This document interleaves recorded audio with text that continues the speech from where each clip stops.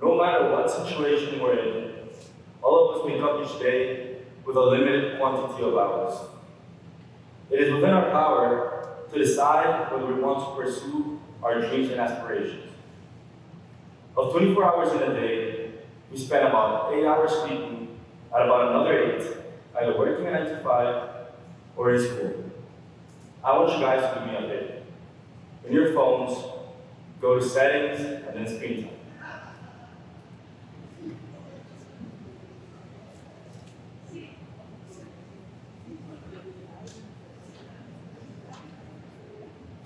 How many of you have an average screen time of about 1 to 2 hours per day? Raise your hands. 3 to 4. 5 to 6. 7 or more. Yes.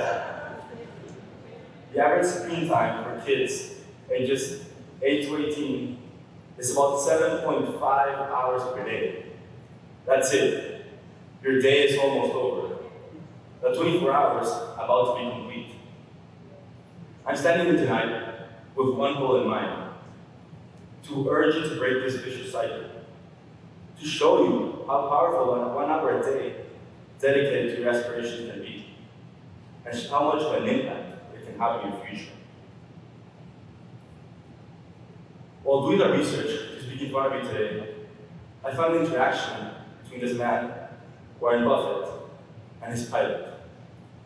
It dragged on a little, so I'm just going to summarize the main points that one of the world's most successful people was trying to convey. First, he said, write down your top 25 goals. Second, review your list and circle your top 5 goals. List A will be your top 5 goals, and list B will be your second 20. I want you to crumple up list B and throw it in the first trash can you see. This has officially become your win at all costs list. You can't work on the goals of list B until you have accomplished the ones on list A. To do this, we must analyze your time using a cost-benefit analysis. The opportunity cost of each second used towards a less important task, or towards rest, even, is a progress you could have made towards achieving your goals and aspirations, something that you're passionate about. On a similar note, as you use the less important tasks of list B to avoid the more important tasks of list A, you will probably delve into a cycle of procrastination. It is therefore that the author of this successful self-development book you've probably heard of before, named Atomic Habits, recommends that you start the day with the hardest and most important task. Another reason as to why you should start the day with the most important tasks are scientific studies that show that willpower to complete these tasks decreases throughout the day. Now, this leads me to my second point. Productivity is not linear with the time you dedicate towards achieving your goals. I want you to imagine the following scenario. You have a paper that is due tomorrow, so you sit down in a calm environment with an excellent predisposition to work. For the first 45 minutes to an hour, you're able to power through an incredible amount of work. You're very productive. But as you keep going on, you keep working on your paper, but your mind has become foggier, your work rate slower, and your productivity significantly decreased. But what if I tell you that there's a way to combat this temporal deterioration of the brain? What if I tell you that there's a way to maintain your focus in order to maximize your output per hour's work?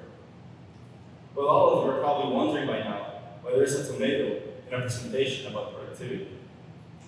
Well, the answer, ladies and gentlemen, is quite simple, but it is effective. The Pomodoro technique. This technique was developed in the 1980s by Francesco Cirillo while he was struggling to complete university assignments. He decided to do his most concentrated work for 10 minutes. After witnessing its brilliance, he went on to write a 130-pager on the method he had created. It involves alternating 25-minute work sessions between 5-minute breaks. The brilliance of this method is in its simplicity. It is uncomfortable to work on a task that is due a week from now. You may not even know where to start. This method helps us lay off procrastination by shrinking down this huge task into a manageable task, a small first step. Break it down into something you only have to do for 25 minutes in order to avoid getting overwhelmed. This image is a clear example of a way to divide your day into pomodoros. First, you start off the day with 4 pomodoros, which, as we mentioned before, means 4 cycles of 25 minutes of focused work on a single task, alternated with 5 minutes of break. After this, you take up a longer or restorative brain break, such as a coffee break.